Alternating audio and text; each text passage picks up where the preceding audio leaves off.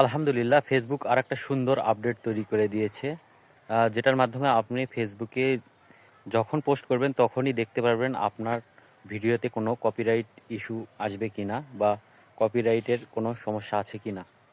কিভাবে দেখবেন বা কিভাবে চেক করবেন, পোস্ট দেওয়ার সময় কিভাবে ইনেবল করবেন, সেটা আমি স্ক্রিনের মাধ্যমে দেখায় দিব।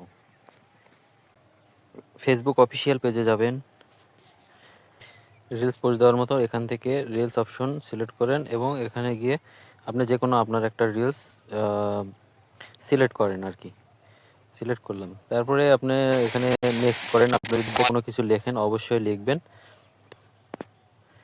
এখানে টাইটেল দিবেন, যে কোনো টাইটেল বা হ্যাশট্যাগুলো সেগুলো ব্যবহার করবেন।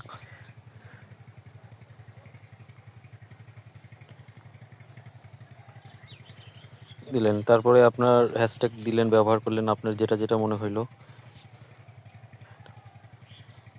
অর্থাৎ ভিডিও রিলেটেড হ্যাশট্যাগ ব্যবহার করলেন। তারপরে নিচে আসবেন, দেখবেন যে রেগুলার যেগুলো যেগুলো সিলেক্ট করেন অবশ্যই সেগুলো সিলেক্ট করবেন এবং তার নিচে একটা নতুন অপশন আসছে দেখেন, কপিরাইট চেক। এই জায়গাতে আপনি ক্লিক করলেন, ক্লিক করে এখানে দেখেন একটা turn on your copyright check. আপনি এটা যদি অন করে দেন, এখান থেকে অন করে দেন, তাহলে আপনার কপিরাইট কোনো ভিডিও পোস্ট করার সময় অটোমেটিক এটা চেক হবে যে আপনার কোনো কপিরাইট ইস্যু আছে কিনা। এবং set as default for future video যদি টিক দিয়ে দেন, তাহলে পরবর্তীতে আর এই অপশনটি অন করতে হবে না, অটোমেটিক অন হয়ে থাকবে, সবসময় ইনেবল হয়ে থাকবে। ডান, কপিরাইট চেক ইনেবল সবসময়, এটা আপনার পরবর্তী ভিডিওগুলোতে যখন পোস্ট দিবেন এইভাবে ইনেবল হয়ে থাকবে।